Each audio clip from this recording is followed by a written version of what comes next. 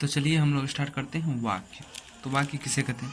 शब्दों के सार्थक व व्यवस्थित समूह को वाक्य कहते हैं। क्या? शब्दों के सार्थक व व्यवस्थित समूह को वाक्य कहते हैं। वाक्य अंक कितने हैं? 2। कौन कौन? उद्देश्य और विधेय। क्या? उद्देश्य और विधेय। उद्देश्य किसे कहेंगे? उद्देश्य कहते हैं कर्ता को। और विधेय किसे कहते हैं? विधेय कहते हैं क्रिया को। उद्देश्य किसे कहते हैं? कर्ता को। और विधेय कहते हैं क्रिया को। तो उद्देश्य, वाक्य जिसके बारे में कुछ कहा जाए वो उद्देश्य होता है, यानी कर्ता। वाक्य जिसके बारे में जिसके बारे में कुछ कहा जाए वो उद्देश्य है। और विधेय, वाक्य में उद्देश्य यानी कर्ता के विषय में जो कुछ बातें कही जाए वो विधेय है। यानी जैसे उदाहरण के रूप में देख लो, रंजित बहुत ही ईमानदार व्यक्ति है। तो रंजित क्या हो गया? ये उद्देश्य है। और बहुत ही ईमानदार व्यक्ति है, ये विधेय हो गया। तो रंजित क्या है? कर्ता यानी उद्देश्य। घोड़ा दौड़ रहा है, तो घोड़ा क्या हो गया? ये उद्देश्य हो गया। और दौड़ रहा है, ये विधेय हो गया। ठीक। वाक्य के भेद, इसे 2 भागों में बांटा गया है, एक रचना के आधार पर और एक अर्थ के आधार पर। तो रचना कितने शब्दों से मिलकर बटा है? 3 शब्दों से। तो इसका भेद भी हो जाएगा 3। कौन कौन? साधारण या सरल वाक्य, मिश्र वाक्य और संयुक्त वाक्य। पहले क्या होगा? साधारण वाक्य, उसके बाद मिश्रित वाक्य, मिश्र या मिश्रित वाक्य, उसके बाद संयुक्त वाक्य, और एक अर्थ के आधार पर। तो अर्थ ओ से 8। अर्थ के आधार पर कितने भेद होते हैं? 8। उससे अर्थ हो से 8। रचना के आधार पर 3। रोचना का रचना में 3 शब्द हैं तो 3 भेद हो गया। और ओ से अर्थ हो से 8। कौन कौन? इसका ट्रिक है कि आप विनी आप विशेष हैं, विनी आप विशेष हैं। इसका पहला हो गया विधि या विधानवाचक वाक्य। विधि या विधानवाचक वाक्य यानी कि विधि या विधानवाचक यानी सरल वाक्य, साधारण वाक्य होगा, सिंपल वाक्य। उसका निषेधवाचक वाक्य।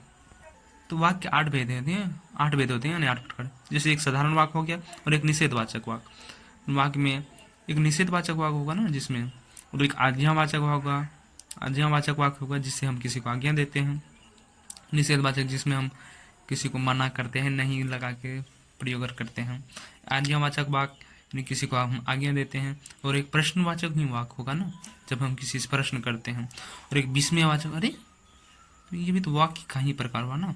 एक संदेहवाचक वाक्य यानी जब किसी बात पे संदेह हो तो वो भी तो एक वाक्य ही है।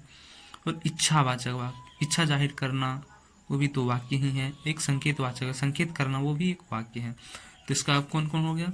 विधि या विधानवाचक वाक्य, निषेधवाचक वाक्य, आज्ञावाचक वाक्य, प्रश्नवाचक वाक्य, विस्मयवाचक वाक्य, संदेहवाचक वाक्य, इच्छावाचक वाक्य और संकेतवाचक वाक्य। तो अर्थ के आधार पे वाक्य भेद देखते हैं। अर्थ के आधार पर कितने भेद हैं? 8। पहला देखते हैं विधानवाचक वाक्य। तो जिस वाक्य में क्रिया के होने का बोध सामान्य रूप में हो। ठीक। दूसरे, जिन वाक्य में किसी बात का करना या होना पाया जाए, जिस वाक्य में किसी बात का करना या होना पाया जाए, वो क्या है? विधानवाचक वाक्य। उदाहरण के लिए, राम भोजन करता है। क्या? राम भोजन करता है, सरल वाक्य है ना। हाथी के 4 पैर होते हैं, बच्चे खेल रहे हैं, दीपा नृत्य करती है। अब निषेधवाचक वाक्य। निषेध, जिन वाक्य में किसी भी प्रकार के कार्य के ना होने का बोध हो, वो निषेधवाचक वाक्य हो गया। वाक्य का ही प्रकार है ना। जिन वाक्य में किसी भी प्रकार के कार्य का ना होने का बोध हो, वो निषेधवाचक वाक्य। उदाहरण, मैं आज विद्यालय नहीं जाऊंगा, कपिल गेंद नहीं फेंक रहा है, सोनू दिल्ली में नहीं रहता है। ये सब क्या हो गया? निषेधवाचक वाक्य। कपिल गेंद नहीं फेंक रहा है, सोनू दिल्ली में नहीं रहता है, ये सब निषेधवाचक वाक्य हो गया। अब देखते हैं आज्ञावाचक वाक्य। देखते हैं आज्ञावाचक वाक्य या आज्ञार्थक वाक्य। तो जिस वाक्य के द्वारा किसी प्रकार की आज्ञा दी जाती है वो क्या हो गया? आज्ञार्थक वाक्य। जैसे अभिषेक पुस्तक लाओ, तुम वहीं रुको, बड़ों का सम्मान करो, ये सब आज्ञा दे रहे हैं ना बच्चों को, ये आज्ञार्थक या आज्ञावाचक वाक्य हो गया। दूसरा देखते हैं प्रश्नवाचक वाक्य। वह वाक्य जिसके द्वारा किसी प्रकार का प्रश्न किया जाता है। उदाहरण के लिए, तुम कहाँ जा रहे हो, क्या शहर में बारिश हो रही है, उमेश कहाँ रहता है, ये सब प्रश्नवाचक हो गया ना। प्रश्न कर रहे हैं ना, क्या शहर में बारिश हो रही है, उमेश कहाँ रहता है, प्रश्न कर रहे हैं। विस्मयवाचक वाक्य अब देखते हैं। तो जिस वाक्य में घृणा, शोक, दुख, क्रोध आदि व्यक्त हो, वो विस्मयवाचक हो गया। घृणा कर रहे हैं, शोक, दुख, क्रोध आदि कर रहे हैं, तो ये विस्मयवाचक। जैसे, आह कितना सुंदर मौसम, अरे वह मर गया, तो ये सब क्या हो गया? विस्मयवाचक वाक्य। अगला देखते हैं संदेह या संभावना वाक्य। संदेह या संभावनाएं। किसी बात या कार्य के पूर्ण होने पर संदेह या संभावना व्यक्त की जाती है। जैसे शायद आज बारिश हो, शायद पिताजी आ जाए, कहीं वो खो ना जाए, ये सब संदेह कर रहे हैं ना, तो ये संदेह वाक्य हो गया, संभावनाएं वाक्य हो गया। इच्छावाचक वाक्य, जिन वाक्यों से वक्ता की इच्छा, शुभकामनाएं तथा आशीर्वाद आदि का बोध हो। उदाहरण के लिए, तुम अपने कार्य में सफल रहो, तो ये जो है हम इच्छा ही जाहिर कर रहे हैं ना कि हमें कम से कम बोले वो तुम अपने कार्य में सफल रहो, ईश्वर तुम्हें सफलता प्रदान करे, ये सब इच्छा ही होती है कि बोले शुभकामना दे रहा है, ईश्वर तुम्हें सफलता प्रदान करे, सबका कल्याण हो, सदा सच बोलना चाहिए, ये सब इच्छा, शुभकामनाएं, आशीर्वाद आदि का जिसमें बोध हो वो इच्छावाचक वाक्य हो गया। अगला है संकेतवाचक वाक्य, जिन वाक्य में एक क्रिया का होना दूसरी क्रिया पर निर्भर होता है। जिस वाक्य में एक क्रिया का होना दूसरी क्रिया पर निर्भर करता है वो संकेतवाचक वाक्य होता है।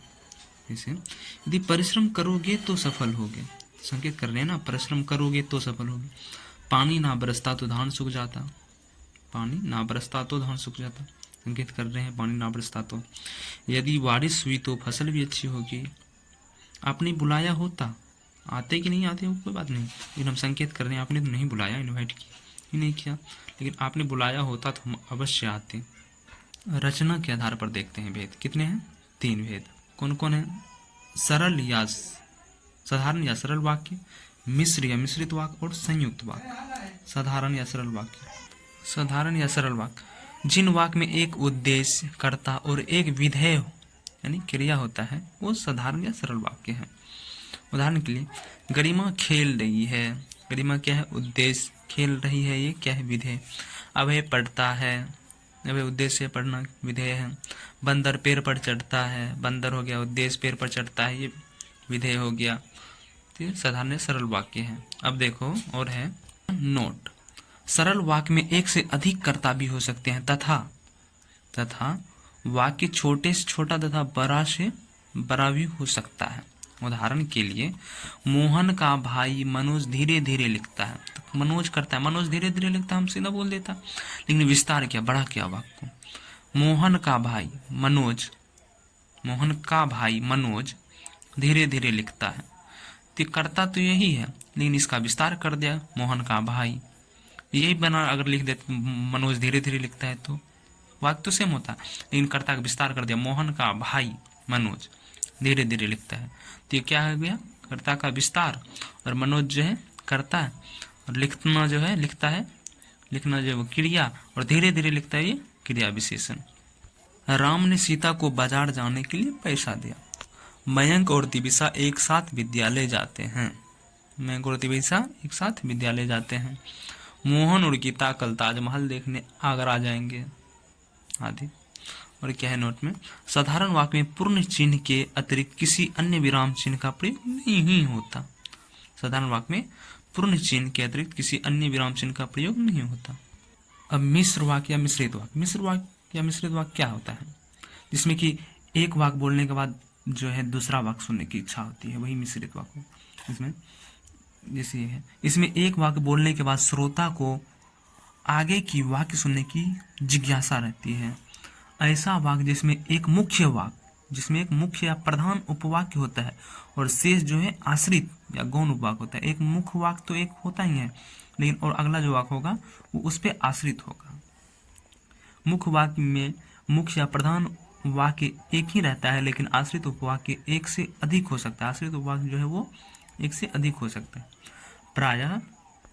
प्रायः मिश्र वाक्य में आश्रित उपवाक्यों से पूर्व में की, जो ये देखो, प्रायः मिश्र वाक्य में या मिश्रित वाक्य में आश्रित उपवाक्यों से पूर्व, जो आश्रित है उपवाक्य उसके पूर्व में जो है कि, जो, जहाँ, जब, तब, तो, तक, जब तक, जहाँ, वहाँ, जिधर, उधर, क्योंकि, तथापि, यद्यपि, जितना, उतना आदि समुच्चय बोधक अवयव से जुड़े रहते हैं। क्या क्या? कि, जो, जहाँ, जब, तब, तो, तक, जब तक, जहाँ, जहाँ, वहाँ, जिधर, उधर, क्योंकि, तथापि, यद्यपि, जितना, उतना आदि समुच्चय बोधक अवयवों से जुड़ा होता है। जिसे की सबसे जो है, की से जुड़ा हुआ वाक्य 99% संज्ञा आश्रित वाक्य होते हैं। अब जो है मिश्र या मिश्रित वाक्य के उदाहरण देखते हैं। तो क्या है, मालिक ने कहा, मुख्य वाक्य है। मालिक ने कहा कि कल छुट्टी रहेगी, ये आश्रित वाक्य। मालिक ने कहा कि, अब क्या कहा, अब ये सुनने की जिज्ञासा होगी, क्या कहा, कल छुट्टी रहेगी। कल छुट्टी रहेगी आश्रित उपवाक्य है। जब, ये अवयव है। मालिक ने कहा, ये मुख्य उपवाक्य है। कि ये अवयव है और कल छुट्टी रहेगी आश्रित को। जब उसके पिता की मृत्यु हो गई तब वह पटना छोड़कर चला गया। जब उसके पिता की मृत्यु हो गई तब क्या, वह पटना छोड़कर चला गया, यह आश्रित वाक्य है। मैं चाहता हूं कि, क्या चाहते हो, तुम्हारे साथ खेलूं। मैं चाहता हूं कि, अब क्या चाहता हूं, अब सुनना चाहता है। मैं चाहता हूं कि तुम्हारे साथ खेलूं, संज्ञा आश्रित मिश्र वाक्य है। उसने कहा कि, प्रधान वाक्य में यह हो गया। उसने कहा कि, क्या कहा, वह खेलने जा रहा है। उसने कहा, मुख्य वाक्य ये है, वह खेलने जा रही है, आश्रित हो गया। यह प्रकरण वैसा ही लिखा गया जैसा आप चाहते थे। यह प्रकरण वैसा ही कैसा लिखा गया उसको, तो जैसा आप चाहते थे, आश्रित हो गया। अब संयुक्त वाक्य को देखते हैं। संयुक्त वाक्य, इसमें जो है मुख्यतः साधारण और मिश्र वाक्य का मेल कर दिया जाता है। अब ये द्वारा जोड़ा जाता है, वही संयुक्त वाक्य होता है। संयुक्त वाक्य क्या है, साधारण और मिश्र वाक्य को जो जोड़ दिया जाता है वही संयुक्त वाक्य होता है। इसमें दो पूर्ण वाक्यों को, दो पूरा वाक्य रहता है तब तो संयुक्त है। दो पूर्ण वाक्यों को जोड़कर एक वाक्य बनाया जाता है। जब किसी वाक्य में दो या दो से अधिक खंड या वाक्य स्वतंत्र रूप से समुच्चय बोधक अवयवों द्वारा जुड़े हो, संयुक्त वाक्य। इसे यौगिक वाक्य भी कहा जाता है। क्या, यौगिक वाक्य भी कहा जाता है। संयुक्त वाक्य में साधारण और मिश्र वाक्य का मेल संयोजक अवयवों द्वारा होता है। संयुक्त वाक्य में जो है साधारण और मिश्र वाक्य का मेल संयोजक अवयवों द्वारा होता है। अब देखो क्या क्या शब्द हैं, और इसका ये याद कर लो। और, तथा, इसलिए, अन्यथा, लेकिन, वरन, एवं, या, अथवा, परंतु, चाहे, अतः, पर, किंतु, सो आदि योजक शब्दों द्वारा जुड़े होते हैं। यानी दो स्वतंत्र वाक्य और दो पूर्ण वाक्य को हम कैसे जोड़ते हैं, और लगाकर ही जोड़ते हैं ना। और तथा इसलिए सबसे जोड़ते हैं। और, तथा, इसलिए, अन्यथा, लेकिन, वरन, एवं, या, अथवा, परंतु, चाहे, अतः, पर, किंतु, सो आदि योजक शब्दों द्वारा जुड़े होते हैं। ये होते हैं संयुक्त वाक्य। संयुक्त वाक्य मुख्य देख लो। और, तथा, इसलिए, अन्यथा, लेकिन, या, अथवा, परंतु, अतः, किंतु परंतु सब जो जायज है वो संयुक्त वाक्य होते हैं। और, तथा, इसलिए, यानी संस्कृत वाला शब्द है ना। तथा, इसलिए, अन्यथा, लेकिन, वरन, एवं, या, अथवा, परंतु, अतः, किंतु, परंतु, ये सब जो है संयुक्त के उदाहरण होते हैं। और मिश्र वाक्य जो होता है वो अवयवों द्वारा जुड़ा होता है। मिश्र वाक्य से अवयवों द्वारा जुड़ा होता है ना। कि, जो, जहाँ, जब, तक, तो, तब, जहाँ, तब, जहाँ, वहाँ, जिधर, उधर, ये सब अवयव है ना। मिश्र वाक्य अवयव द्वारा जुड़े होते हैं। और संयुक्त वाक्य जो है ये संस्कृत जैसा शब्द से और, तथा, इसलिए, अन्यथा, लेकिन, वरन, एवं, या, अथवा, किंतु, परंतु आदि से, अतः सबसे जुड़ा होता है। अब संयुक्त वाक्य उदाहरण देखते हैं। तुम यहाँ आते हो या मैं वहाँ आ जाऊं। अब यहीं तक कर देंगे फुल स्टॉप। तुम यहाँ आते हो तो ये एक वाक्य है। मैं वहाँ आऊं तो ये भी एक वाक्य है, लेकिन इनको जोड़ दिए हैं या लगा के। तुम यहाँ आते हो या मैं वहाँ आऊं। मैं आगे चला गया, ये भी पूर्ण वाक्य है। श्याम पीछे रह गया, पूर्ण वाक्य है, लेकिन इसको हम जोड़ दिए किससे, और लगा के। मैं आगे चला गया और श्याम पीछे रह गया। रवि ने परिश्रम तो बहुत किया किंतु उसे सफलता नहीं मिली। रवि ने परिश्रम बहुत किया, ये पूर्ण वाक्य है। उसे सफलता नहीं मिली, पूर्ण वाक्य है, लेकिन इसको हम जोड़ दिए किंतु लगा के कि रवि ने परिश्रम तो बहुत किया किंतु उसे सफलता नहीं मिली। उसने कहा, पूर्ण वाक्य है, किंतु सत्य नहीं कहा। सत्य नहीं कहा, ये भी पूर्ण वाक्य थे, इसको जोड़ दिए किंतु लगा। उसने कहा किंतु सत्य नहीं कहा। गीता सुबह गई और शाम को लौट आई, और यानी दो वाक्य को जोड़ रहा। गीता सुबह गई और शाम को लौट गई। तो चलो दोस्तों पदबंध पढ़ना स्टार्ट करते हैं। पदबंध क्या है? तो देखो, सबसे भाषा में जो है, व्याकरण में सबसे छोटी इकाई ध्वनि होती है और सबसे बृहत्तम इकाई वाक्य होता है।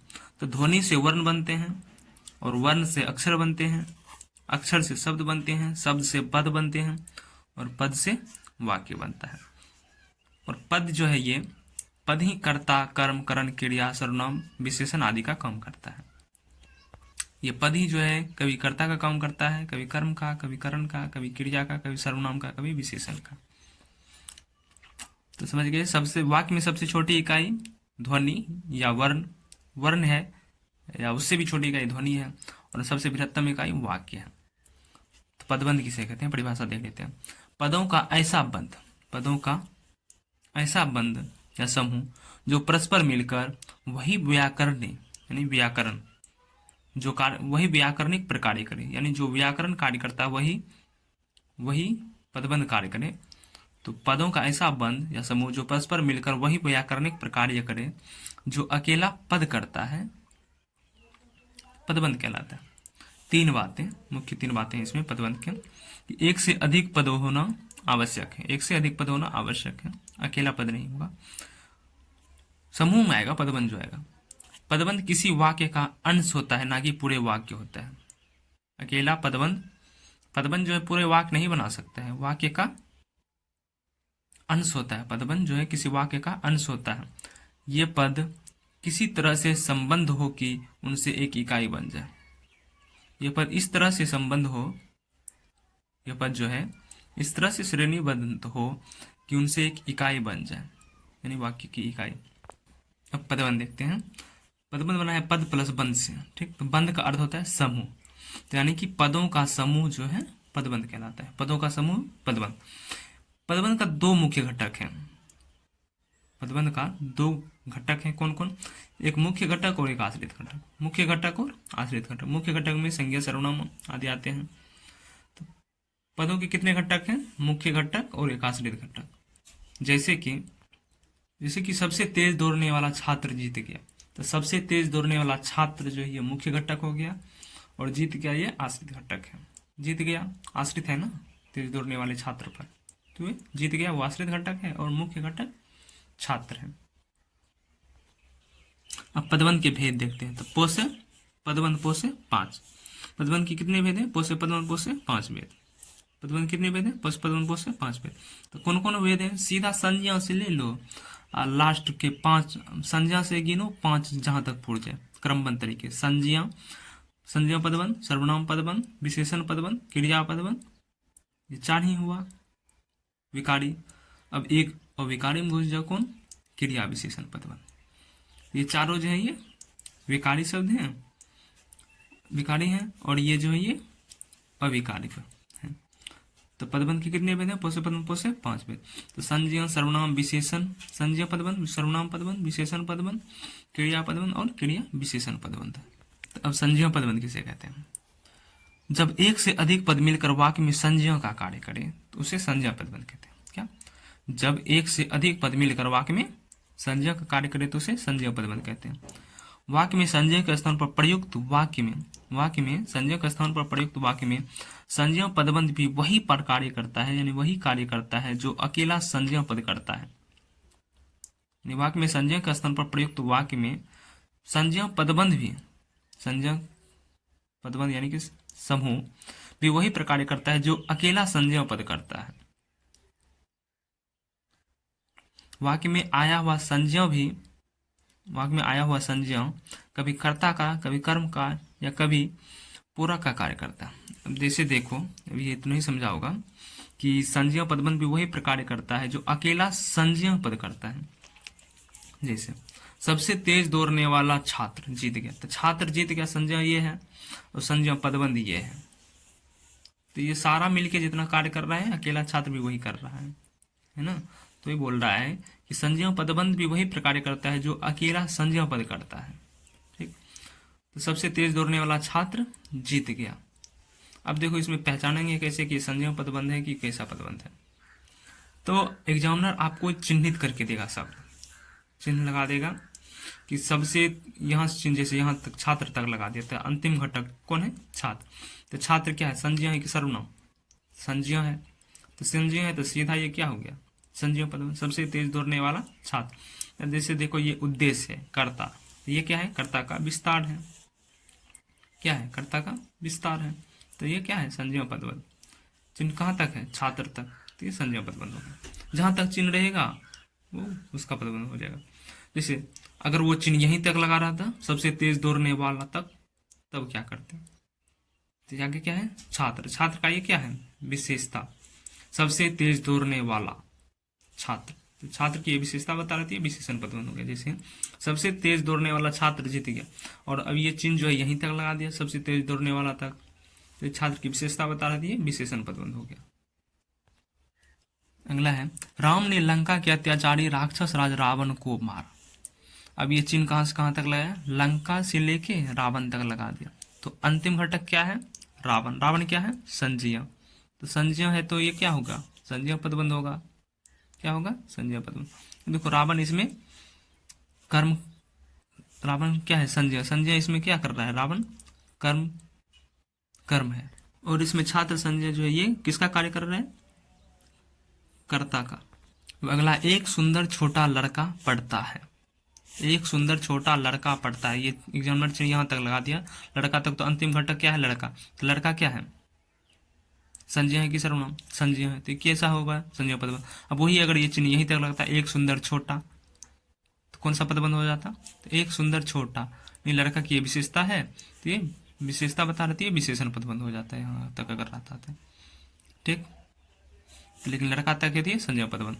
अब टूटी फूटी झोपड़ियों में रहने वाले किसान अन्न उगाकर सभी का पेट भरते हैं। तो टूटी फूटी झोपड़ियों में रहने वाले किसान, अब ये चिन्ह यहां तक रहे, कहां तक? यहां तक। तो अंतिम घटक क्या है? किसान। तो किसान क्या है? कर्ता, ये संज्ञा। तो संज्ञा पदबंध हो गया ये। अगर वही यहां तक रहता कि टूटी फूटी झोपड़ियों में रहने वाले, तो किसान की विशेषता है, ये विशेषण पदबंध हो जाता। तो ठीक है, समझ गए। अब अगला देखते हैं कि दिन रात परिश्रम करने वाले विद्यार्थी अवश्य सफल होंगे। तो दिन रात परिश्रम करने वाले विद्यार्थी, तो मुख्य घटक क्या है? विद्यार्थी। तो विद्यार्थी अवश्य सफल होंगे, ये क्या मेन? तो विद्यार्थी क्या है? कर्ता। विद्यार्थी अवश्य सफल होंगे, कर्ता का यह विस्तार, यानी उद्देश्य होता है ना वाक्य में, एक उद्देश्य और एक होता है ना, उद्देश्य और एक विधेय। तो ये क्या है? ये विधेय है, ये क्या है? उद्देश्य। यानी उद्देश्य की विस्तार है, दिन रात परिश्रम करने वाले। तो विद्यार्थी अवश्य सफल होंगे। अगर नहीं समझ में आया तो एक बार देख लेना वाक्य में, साधारण वाक्य जो है 3 भेद वाला। सफल, तो दिन रात परिश्रम करने वाले विद्यार्थी यहां तक चिन्हित है, तो संज्ञा पदबंध होगी। वही अगर दिन रात परिश्रम करने वाले तक रहता तो विद्यार्थी की विशेषता है, विशेषण पदबंध हो जाता। दिन रात परिश्रम करने वाले, वही देखो विशेषण पदबंध हो गया है, विद्यार्थी तक रहता तो संज्ञा पदबंध। अब देखो, अयोध्या के राजा दशरथ के 4 पुत्र थे। अब एग्जामिनर इसमें चिन्ह नहीं दिया और पूछ लिया कि इसमें कौन सी पदबंध है। चिन्ह नहीं दिया और पूछ लिया कि इसमें कौन सा पदबंध है, तो कैसे बताओगे कि अयोध्या के राजा दशरथ के 4 पुत्र थे, तब कैसे बताओगे?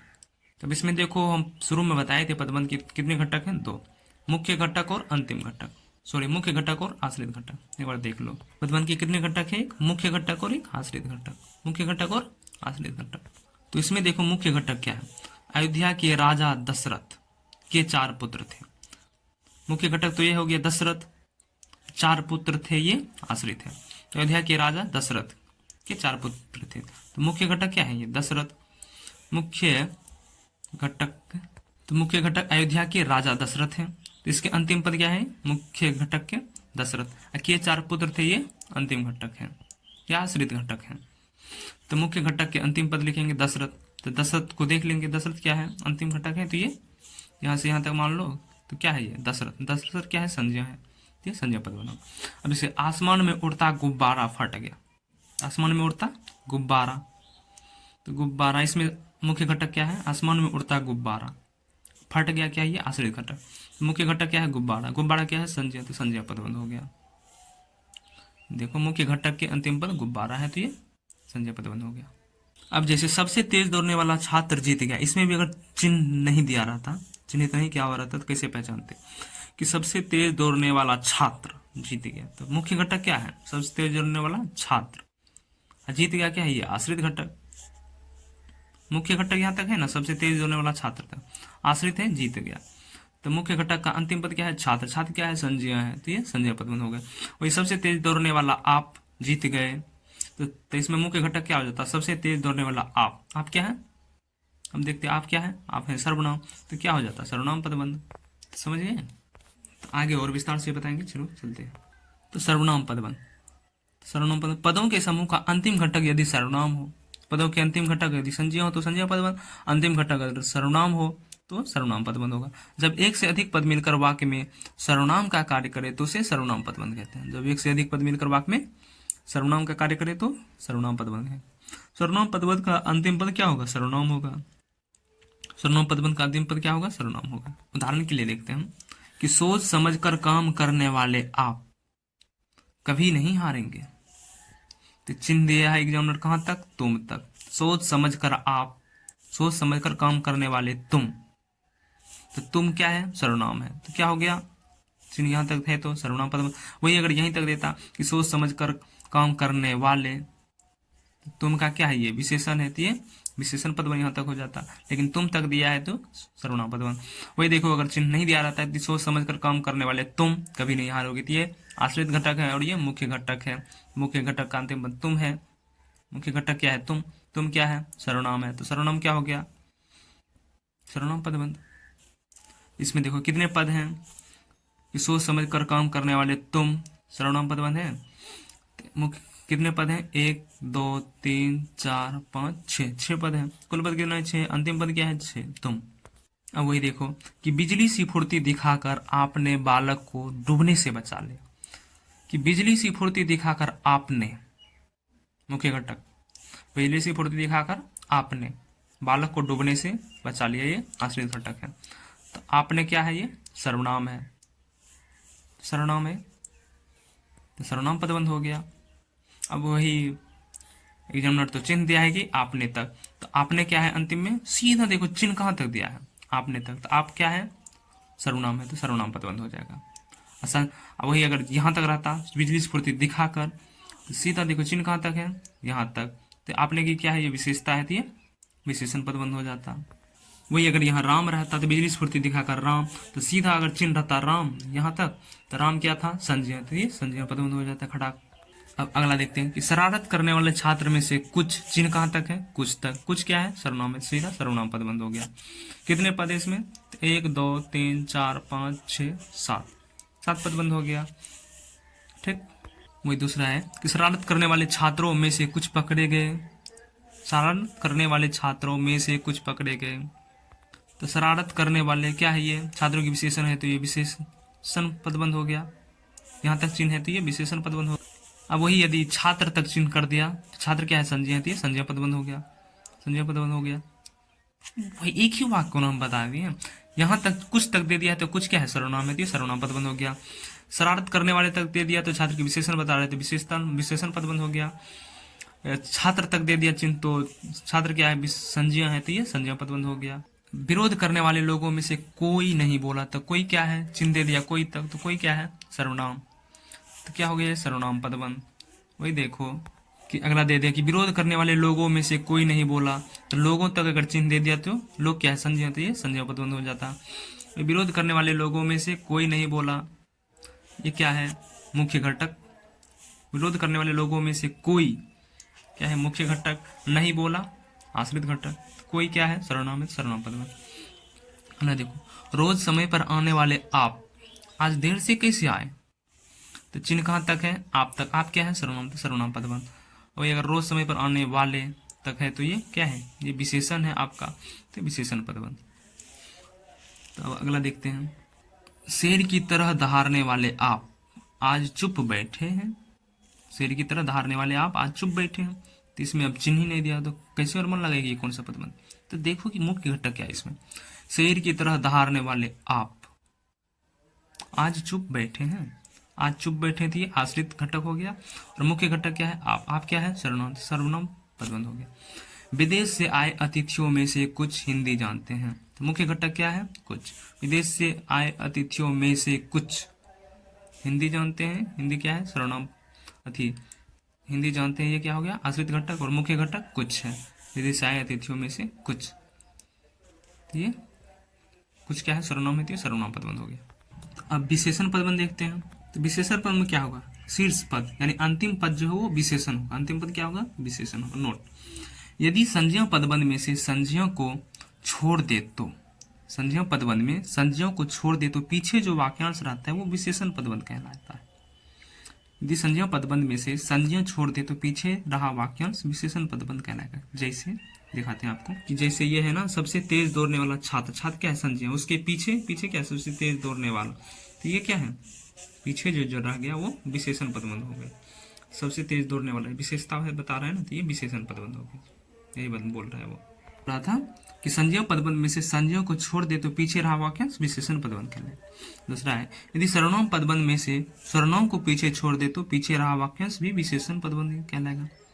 सही बात है कि बिजली सी फुर्ती दिखाकर आपने बालक को डूबने से बचा लिया, तो आपने को छोड़ दिए, आपने को छोड़कर बिजली सी फुर्ती दिखाकर, ये क्या है? आपने की विशेषता बता रही है, विशेषण पदबंध हो गया। आपने तक नहीं, दिखाकर तक। यानी शॉर्ट में अगर कहें तो संज्ञा और सर्वनाम का ये है कि संज्ञा पदबंध में संज्ञा को छोड़ दे तो पीछे रहा वाक्यांश विशेषण पदबंध कहलाएगा, और सर्वनाम पदबंध में सर्वनाम को छोड़ दे तो पीछे रहा वाक्यांश विशेषण पदबंध कहलाएगा। अब उदाहरण देखते हैं हम विशेषण पदबंध का कि बराबर के मकान में रहने वाला आदमी छत से गिर पड़ा। बराबर के मकान में रहने वाला आदमी छत से गिर पड़ा। अब ये चिन्ह जो है एग्जामिनर कहाँ तक दिया है? रहने वाला तक। वाला तक क्या है? आदमी की ये विशेषता है, तो ये विशेषण पदबंध होगा। यही अगर यहाँ तक दे देता आदमी तक, तो आदमी क्या है? संज्ञा, तो क्या हो जाता? संज्ञा पदबंध हो जाता। अब क्या है कि अपनों से बड़ों का आदर करने वाले विद्यार्थी जीवन में उन्नति करते हैं। तो एग्जामिनर चिन्ह दिया है वाले तक, तो विद्यार्थी क्या है? संज्ञा। संज्ञा पहले तक चिन्ह दिया है, तो ये विशेषण पदबंध हो गया। संज्ञा के पूर्व में जो रहता है वो विशेषण बता रहा था, ये विशेषण पदबंध हो गया। ठीक, अब वही चिन्ह अगर विद्यार्थी तक रहता है तो संज्ञा पदबंध हो जाता। मुझे 2 किलो पिसी हुई लाल मिर्च चाहिए, तो ये चिन्ह कहाँ तक है? पिसी हुई, 2 किलो पिसी हुई लाल तक, तो क्या है? मिर्च की विशेषता बता रही है, विशेषण पदबंध हो गया। अगर यही चिन्ह अगर मिर्च तक रहता तो संज्ञा पदबंध हो जाता। अब अगर ये चिन्ह ही नहीं रहता तब क्या करते? मुझे 2 किलो पिसी हुई लाल मिर्च चाहिए, तो संज्ञा पदबंध हो जाता। 2 किलो पिसी हुई लाल मिर्च, 2 किलो पिसी हुई मिर्च चाहिए, तो ये संज्ञा पदबंध हो जाता। तब क्रियापदबंध देखते हैं। क्रियापद, एक से अधिक क्रियापदों से बनने वाले क्रिया रूपों को क्रियापदबंध कहा जाता है। यानी एक से अधिक क्रियापदों से बनने वाले, क्रिया तो रहेगा लेकिन एक क्रिया नहीं, एक से अधिक क्रिया रहेगा तब तो क्रियापदबंध होगा। सिर्फ एक क्रिया आएगा तब पदबंध कैसे हो गया? पदबंध में पदों का समूह होगा, क्रिया का समूह होगा, तब क्रिया पदबंध होगा। कोई भी एक से अधिक क्रियापदों से बनने वाले क्रिया रूपों को क्रिया पदबंध कहा जाता है। क्रिया पदबंध वाक्य के अंत में आता है। तो उदाहरण देखते हैं कि आजकल के विद्यार्थी गाना सुनते सुनते पढ़ते हैं। क्या? आजकल के विद्यार्थी गाना सुनते सुनते पढ़ते हैं। अब चिन्ह यहाँ तक है कि सुनते सुनते पढ़ते हैं, तो सुनना भी क्रिया, सुनना भी, सुनते का सुनना भी क्रिया, पढ़ते में पढ़ना क्रिया, है में होना क्रिया। कितने क्रियापद हैं? एक सुनना क्रिया, सुनना क्रिया, पढ़ना क्रिया और होना क्रिया। टोटल 4 पद हैं, 4 क्रियापद हैं। तो ये क्या है? क्रिया पदबंध के उदाहरण है। वह खाना खाकर, दूसरा है वह खाना खाकर पढ़ लिख कर सो गया। तो क्रिया की बौछार लगा है, जिसमें एक से अधिक क्रिया जैसे आ जाए तो समझ लेना कि क्रिया पदबंध होगा। चिन्ह रहे कि ना रहे, वह खाना खाकर पढ़ लिख कर सो गया, तो क्या है? खाकर खाना भी क्रिया, पढ़ से पढ़ना भी क्रिया, लिख से लिख कर लिखना भी क्रिया, सो से सोना भी क्रिया, गया का जाना भी क्रिया, है से होना भी क्रिया। यानी टोटल कितनी क्रिया हैं? खाना क्रिया, पढ़ना क्रिया, लिखना क्रिया, सोना क्रिया, जाना क्रिया और होना क्रिया। टोटल 6 क्रियापद हैं। ये क्या है? क्रिया पदबंध के उदाहरण है। अगला है मुझे मोहन छत से दिखाई दे रहा है। विशेषण यहीं तक अगर चिन्ह दिया रहता तो बहुत अच्छा, दिखाई देना, दिखाई देना, रहना, होना, तो सीधा क्रियापद बन है। अगर नहीं रहे तो फिर भी देख लो, जैसे दिखाई, मुझे मोहन छत से दिखाई दे रहा है, दिखाना, दिखना भी क्रिया, देना भी क्रिया, रहना भी क्रिया और होना भी क्रिया, टोटल 4 क्रिया है, तो क्रियापद बंद के उदाहरण होंगे। अब अगला देखते हैं क्रिया विशेषण पदबंध, यानी कि अवयव क्रिया विशेषण पद। इसमें क्या होगा, क्रिया की विशेषता जो बताएगा वही क्रिया विशेषण पद, यानी क्रिया विशेषण के स्थान पर प्रयुक्त होने वाले एक से अधिक पदों का समूह। क्रिया विशेषण के स्थान पर प्रयुक्त होने वाले एक से अधिक पदों का समूह क्रिया विशेषण पदबंध कहलाता है। क्रिया विशेषण वाक्य की शुरुआत में आता है, तक का प्रयोग वाला शब्द 99% क्रिया विशेषण होता है, तक वाला। तो उदाहरण देखते हैं क्रिया विशेषण का। सुनंदा अपनी प्रिय सहेली की तुलना में अच्छा गाती है। अब यहां से एग्जामिनर चिन्ह लिया, अच्छा तक लगा दी, तो कैसा है जी, तो गाती है, गाती क्या हुआ, गाना, गाना का गाती क्रिया है, यानी गाती यानी कि गाना जो है वो क्रिया है। तो गाना की विशेषता बता रहा है, कैसा गाती है, अपनी तुलना में, प्रिय सहेली की तुलना में अच्छा गाती है, तो क्रिया की विशेषता बता रहा है अच्छा, तो क्या हो गया ये क्रिया विशेषण। तो क्रिया विशेषण अंतिम घटक है, तो यहाँ तक चिन्ह दिया है, तो क्रिया विशेषण ये क्रिया विशेषण पदबंध हो गया। अब देखो, नहीं तो एक बताए थे मुख्य घटक और आश्रित घटक, तो इसमें मुख्य घटक क्या है, सुनंदा अपनी प्रिय सहेली की तुलना में अच्छा गाती है, तो अच्छा तक जो है ये मुख्य घटक हो गया, और इसके बाद गाती है ये क्या है, आश्रित घटक। तो मुख्य घटक में क्या है, अच्छा, अच्छा क्या है, क्रिया विशेषण, थी क्रिया विशेषण हो गया। मैं सुबह से शाम तक बैठा रहा, अगर ये एग्जामिनर दे दिया तक तक, तो ये क्या है, क्रिया विशेषण, तो ये क्रिया विशेषण पद हो जाएगा। नहीं तो मुख्य घटक और आश्रित घटक को लाओ बीच में, तो मैं सुबह से शाम तक, ये क्या हुआ, मुख्य घटक, बैठा रहा क्या है, आश्रित घटक, तो तक क्या है, क्रिया विशेषण, थे क्रिया विशेषण पद। पिछले कुछ दिनों की अपेक्षा आज अधिक गर्मी है, अपेक्षा क्या है, क्रिया विशेषण, तो क्या हो गया, क्रिया विशेषण पद बंद। आज अधिक गर्मी है, क्या हुआ है, आश्रित घटक। तो चिन्ह अगर अपेक्षा तक है तो अपेक्षा क्या है, क्रिया विशेषण, थे क्रिया विशेषण पद बंद हो जाएगा। अगला है कश्मीर से कन्याकुमारी तक भारत एक है, भारत एक है, ये क्या हो गया, आश्रित घटक। कश्मीर से कन्याकुमारी तक, तक क्या है, अवयव यानी कि क्रिया विशेषण है, तो क्रिया विशेषण है, तो ये वाक्य हो जाएगा किसका, क्रिया विशेषण का उदाहरण, कि कश्मीर से कन्याकुमारी तक, ये क्या है, मुख्य घटक, मुख्य घटक। तो मुख्य घटक का अंतिम पद क्या है, तक, तक क्या है, कश्मीर से कन्याकुमारी तक, तक क्या है, मुख्य घटक। तो मुख्य घटक और भारत एक है, ये क्या है, आश्रित घटक। मुख्य घटक तक, तक क्या है, क्रिया विशेषण, थे क्रिया विशेषण पदबंध हो जाएगा। समझ गए। अब अगला है कि उस सुंदर पर्वत की श्रृंखला के एक छोर से दूसरे छोर तक कोई भी नहीं था। तो सॉरी, ये लाइन जो है, जो एग्जामिनर की जैसे लगाएगा, तो ये हम लग रहा है कि हमने ज़्यादा लगा दिया है, ये पता नहीं, हमें डाउट है इसमें। तो दूसरे छोर तक, ये तो मुख्य घटक है, कोई भी नहीं था, ये तो आश्रित घटक है। तो तक क्या है, क्रिया विशेषण, तो क्रिया विशेषण पदबंध, ये तो निश्चित तौर पर हम बता रहे हैं, लेकिन लाइन का हमें पता नहीं। अब अगला देखो, यह सूखा बारिश न होने से हुआ है, तो हुआ यानी होना क्या है, ये क्रिया है, क्रिया की विशेषता बता रहे हैं किसका, बारिश ना होने से क्रिया की विशेषता बता रही थी, यानी क्रिया विशेषण हो गया, यानी क्रिया विशेषण पदबंध। अगला क्या है, आज सभा आज 8 बजे से है यानी होना, सभा कितने बजे से होना है, 8 बजे से, आज 8 बजे से है। तो होना क्या है, आश्रित घटक है, 8 बजे से मुख्य घटक है, यानी क्रिया विशेषण, थी क्रिया विशेषण पदबंध हो, यानी काल सूचक क्रिया विशेषण। काल सूचक क्रिया विशेषण अब समझ में नहीं आएगा, तो काल सूचक जो क्रिया विशेषण के एक भेद हैं बताए ना, कास्पर, उसका ट्रिक है कास्पर, यानी कालवाचक, स्थानवाचक, परिमाणवाचक और रीतिवाचक, तो उसी का एक भेद है कालवाचक, काल सूचक। ठीक है, तो नमस्ते, अब अगले वीडियो में मिलेंगे, धन्यवाद।